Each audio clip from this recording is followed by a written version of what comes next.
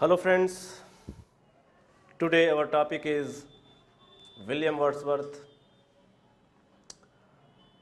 William Wordsworth is called the poet of nature. In Hindi literature, Sumitra Nandan Pant is called the poet of nature, and in English literature, William Wordsworth is called the poet of nature. He was dedicated, he was devoted towards nature. His love was with nature, his inclination was with nature, his inspiration was nature. It means he recognized the value and importance, significance of nature. In literature, the importance of nature becomes important because our literators get aspects, thoughts from natural sensations. Sensation is a pillar of literature. If that is any literature, if that is English literature, if that is Hindi literature, if that is, Urdu literature, without sensation, you can't be a great literator. And sensation created with the touch of nature. Without nature, you can't create sensation. Nature is the master, nature is the teacher, and nature is the guide of sensation.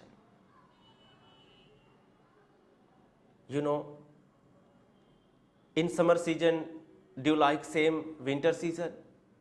No.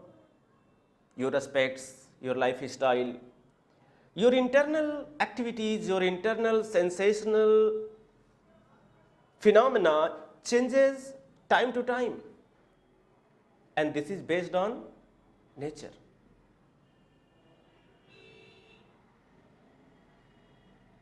Try to recognize your internal sensations, how that changes season to season. And why it held? Because of nature. So William Wordsworth is called the poet of nature.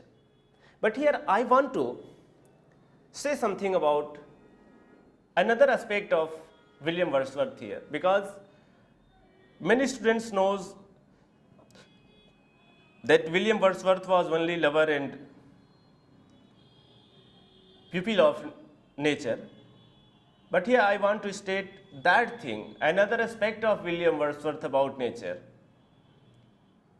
A little bit students know that fact. A time came in the life of William Wordsworth when he became great critic of nature. Why There was an accident took place in the life of Wordsworth. His younger brother worked in East India Company, and he was going England from India in his country. Unfortunately, that ship was drowned in the sea, and Wordsworth, dear brother, killed in that accident. So there was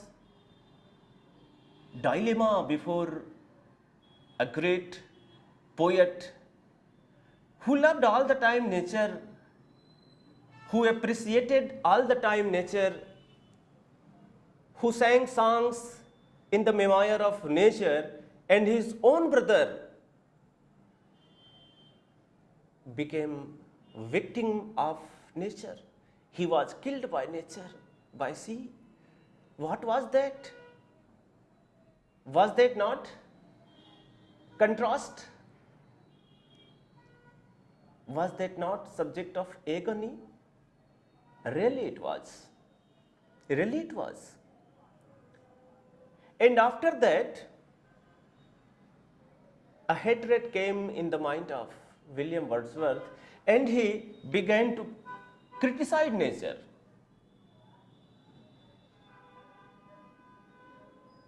So this is also an aspect of William Wordsworth. You must know that.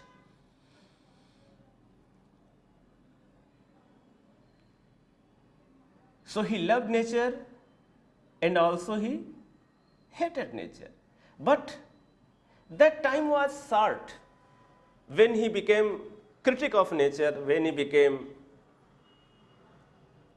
against nature, when he came against nature. That was short time, That was a short time period. So throughout his life, for his all life scenario, proves him poet of nature. So if anyone questions you that what is called William Wordsworth, then your answer will be he is poet of nature.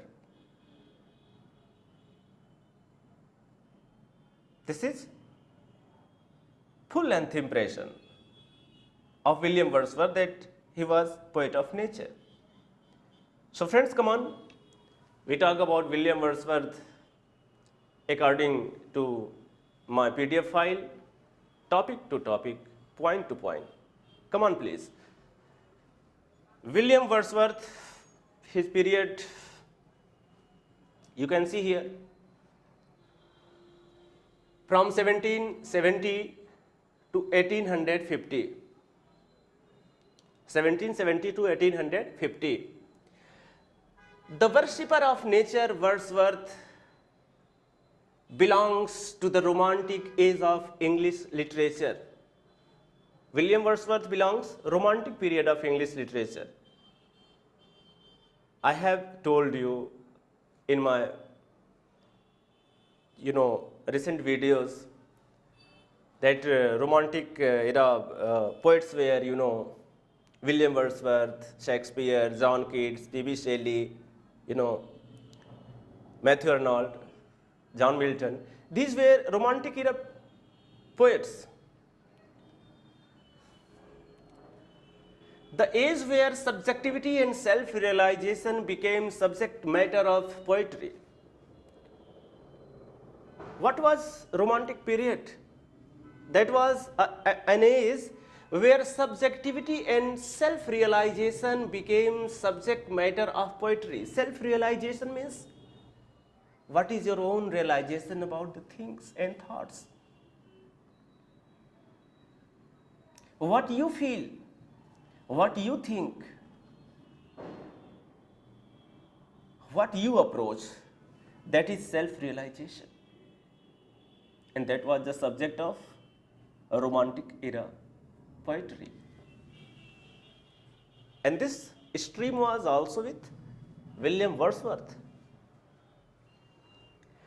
The common folk became hero of the works of the poets, especially in the poems of Wordsworth. Wordsworth, who is hero of Wordsworth? Common and folk.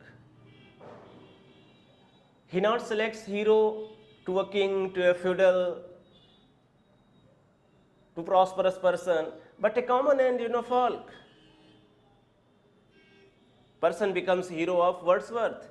Wordsworth depicts about commoners, folks, not about urbans, not about elites.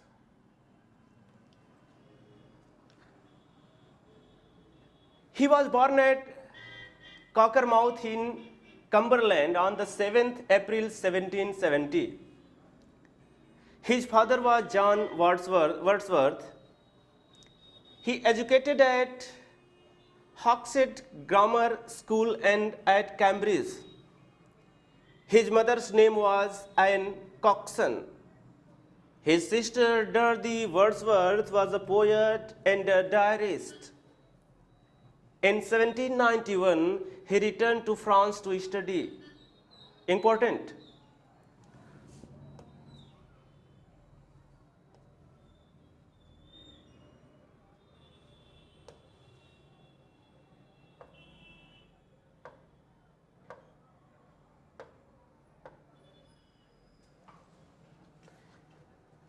In 1791, he returned to France to study. This is important fact for you. He had love affair with a French woman, Annie. Her name was Annie. During his stay in by her had a daughter who is probably addressed in the famous sonnet beginning. This mother died in 1778. It is a beauteous evening, calm and free. He was an ardent supporter of French Revolution 1789. He was, here is something, an ardent, something misprint here.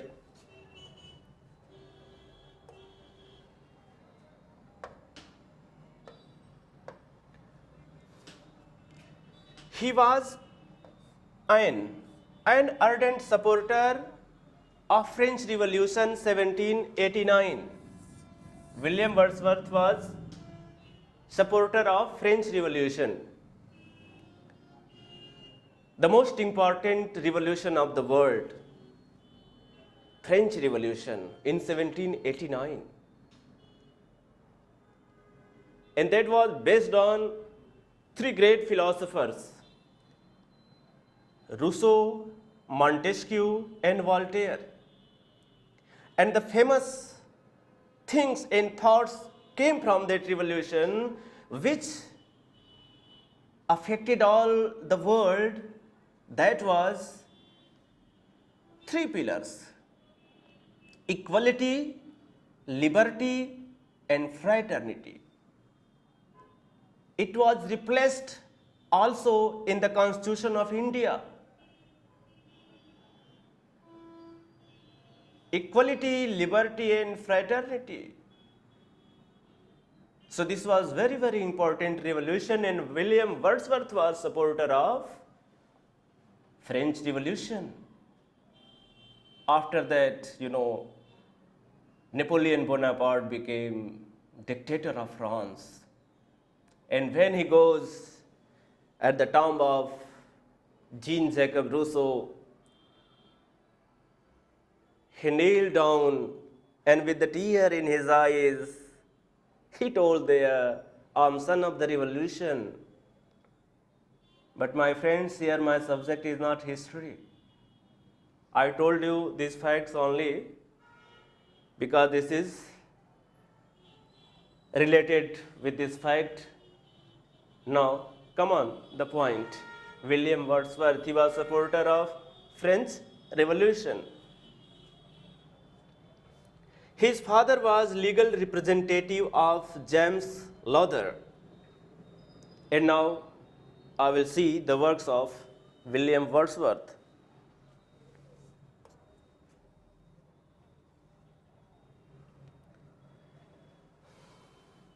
John Keats said, "It is one of the three things to rejoice at in this age: the Wagner in 1820, the River Dudon and Miscellaneous Poems 1820, Evening Voluntaries 1835, Effusion on the Death of James Hogg, last poem by him."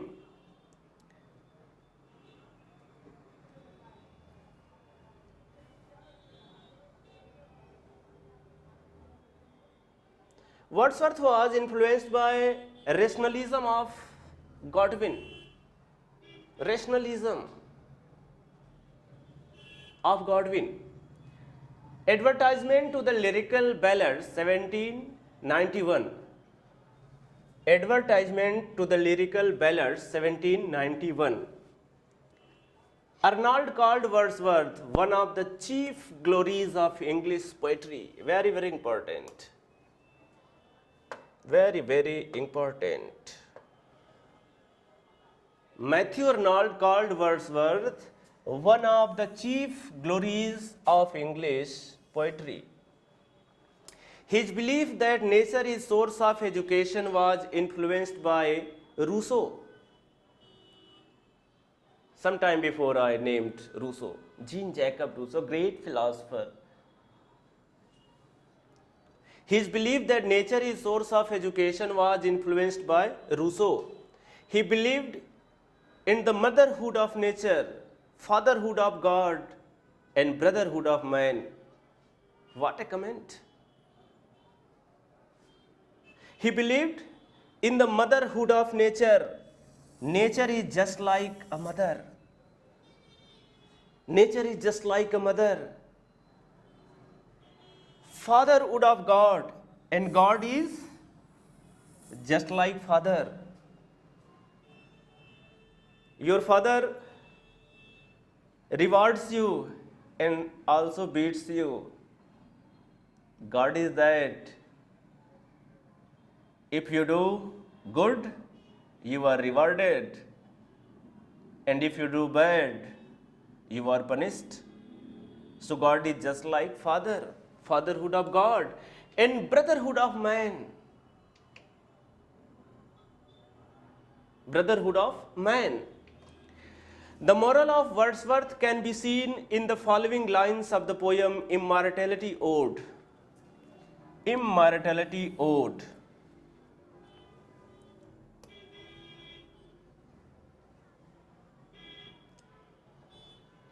To me, the meanest flower that blows can give. Thoughts that do often lie too deep for tears. There is a comfort in the strength of love. Michael, commented by Michael. His optimism can be seen in the following lines.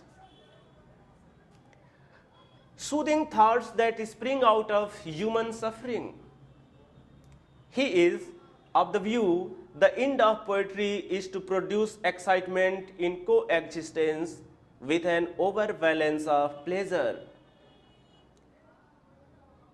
He is of the view the end of poetry is to produce excitement in coexistence with an overbalance of pleasure. He writes in the prelude, fair seed time had my soul, and I grew up, fostered alike by beauty and by fear. S.T. Coleridge's biography, Literaria, published in 1817. The Ruined Cottage, 1797, is a pathetic and tragic story of Margaret, who was deserted by her husband. To a Skylark, 1827.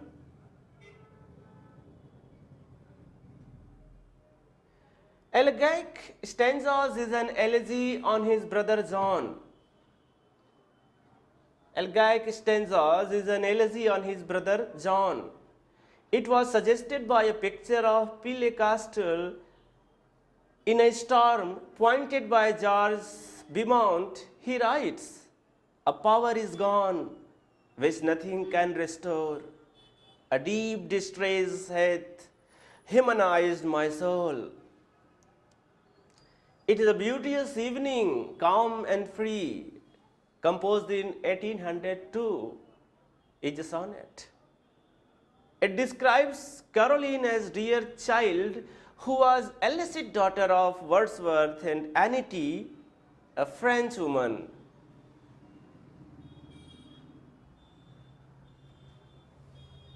Important friends,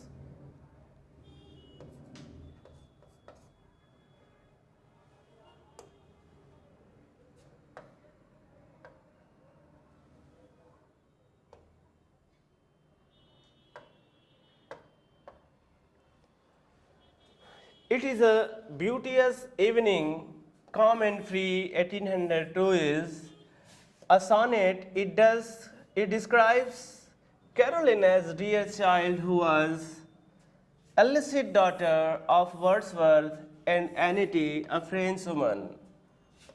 Important.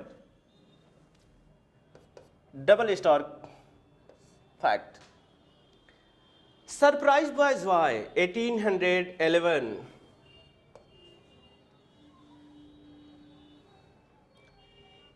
Surprised by Joy, 1811 is a sonnet which expresses personal deep domestic grief when his daughter Catherine died. The Solitary Reaper is a lyric. Its famous appealing lines are, "The music in my heart I bore, long after it was heard to more."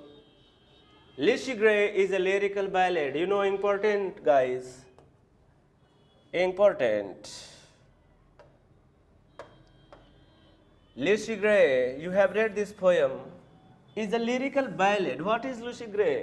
That is a lyrical ballad. He was pleased with French Revolution, I have told you before. As he wrote about it in the Prelude book 11, bliss was it in that dawn to be alive, but to be young was very heaven. Bliss was it in that dawn to be alive. Here Wordsworth says about 1789 revolution that in that morning living was just like a grace, a bliss, you know. And to be young at that time, and to be young at that time was heaven. How blissfully expresses Wordsworth. Bliss was it in that dawn to be alive, but to be young was very heaven. Very, very important. Very, very important.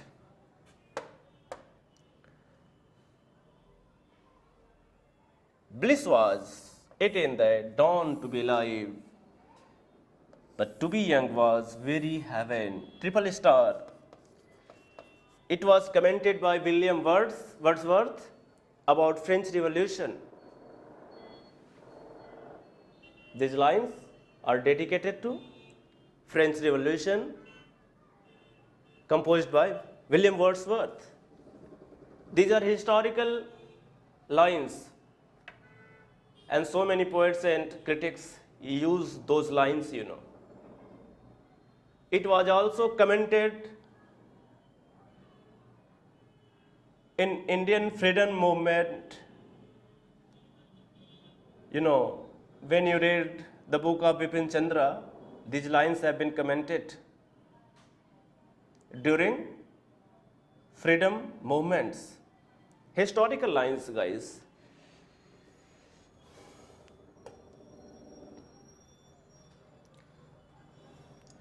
The Prelude, written in 1805, published posthumously in 1850.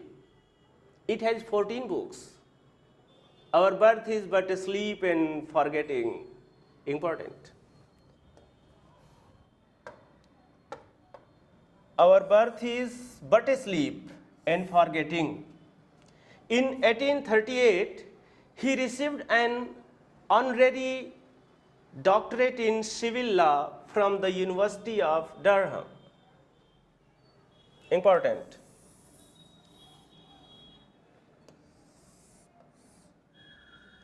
The Prelude was dedicated to S.T. Coleridge. First edition of the lyrical ballads published in 1798, while the second edition was published in 1800.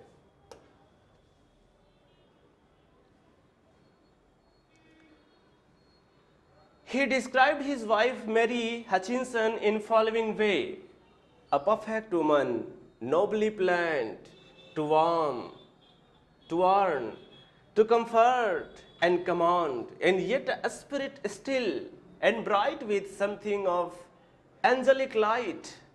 Angelic light, you know, light just like an angel, you know. The Prelude is an autobiographical poem delineating the growth of the poet's mind as it passed through different stages. It was intended to form a part of a vast philosophical work called The Recluse which was never completed. It was published after his death in 1850. It was dedicated to Coleridge. The work describes his experience with a fullness, closeness, and laborious anxiety. Abercrombie has called the Prelude the modern epic. It records the history of the poet's inner life from his childhood up to the time when he settled down at Grasmere. It's important, guys. It's important.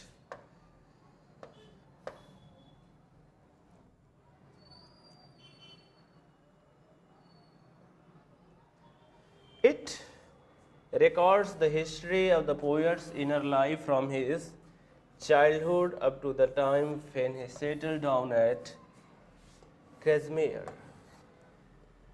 Important.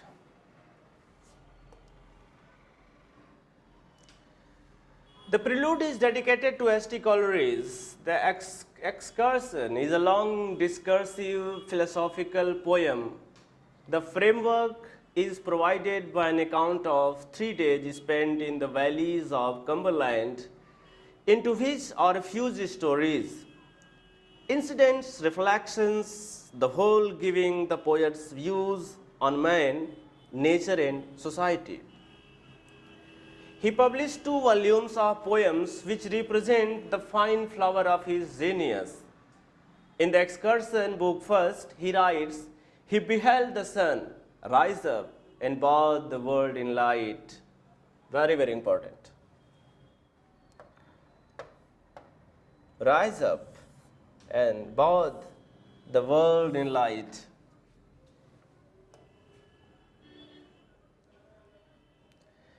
His best poetry was composed at Dove Cottage. In the prelude, he writes that nature became for him the anchor of my purest thoughts, the nurse, the guide, the guardian of my heart, and soul of all my moral being. He is a visionary poet. He is a visionary poet. Important. He is a visionary poet. He is like a prophet. Prophet? He is like a prophet. What you call Paigambar in Hindi. Prophet. Paigambar. He imagines clearly.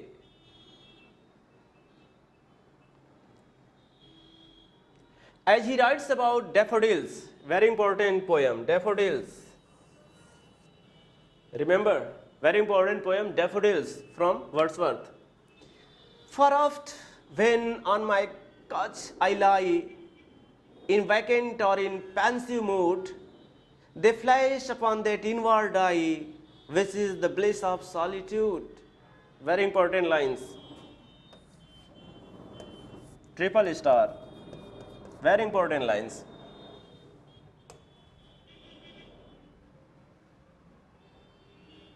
He writes about his mystic faith. Mystic, secret. Mystic faith. One impulse from a vernal wood may teach you more of man on moral level and of good than all the sages can. The Borders, a tragedy by Wordsworth, is deeply influenced by Godwin's philosophy. The Borders. The Borders. A tragedy by Wordsworth is deeply influenced by Godwin's philosophy. He composed about 500 sonnets. He composed his first sonnet in 1802. He composed about 1500 sonnets. He composed his 500 sonnets. He composed about 500 sonnets. He composed his first sonnet in 1802. 1802, first sonnet. He is follower of pantheism. He was follower of pantheism. The question can be put up. What was the philosophical mode of Wordsworth? What type of, So he believed in pantheism, The word you must remember, pantheism. He is follower of pantheism. What means pantheism? God is everywhere. God is everywhere. In everything. God is everywhere and in everything. That is pantheism, and Wordsworth followed. He is also a prophet of nature, as he writes in the Tintern Abbey. Important. Tintern Abbey. William Wordsworth.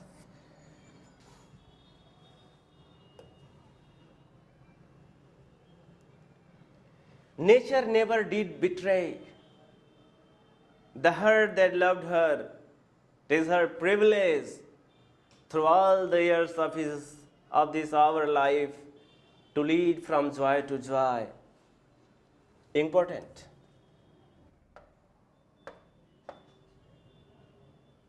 Important. He forecast about child in the Immortality Ode.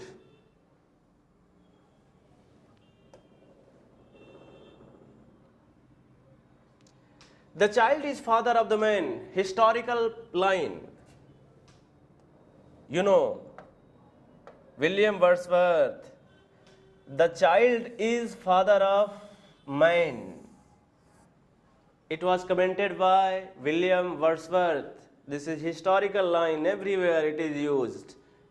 The child is father of the man. And I could wish my days to be bound east to east by natural piety. He again writes, we are led asleep in body and become a living soul. He married Mary Hutchinson. He believes that poetry is the spontaneous overflow of powerful feelings.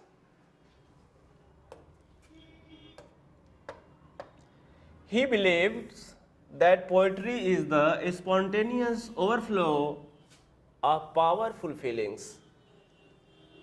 Our noisy ears seen moments in the being of the eternal silence. It has been taken from Immortality Ode. Ode on Intimations of Immortality was called by Emerson a high watermark of poetry in the 19th century. Ode on the Intimations of Immortality was called by Emerson, great thinker from America, Emerson. That was called by Emerson a high watermark of poetry in the 19th century.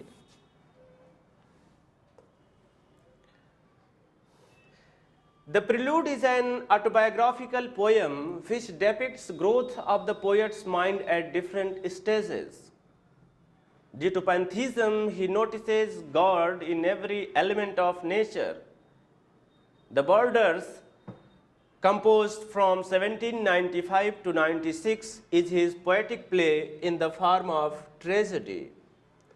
The most quoted line, "The child is father of the man," is taken from Ode on Intimations of Immortality.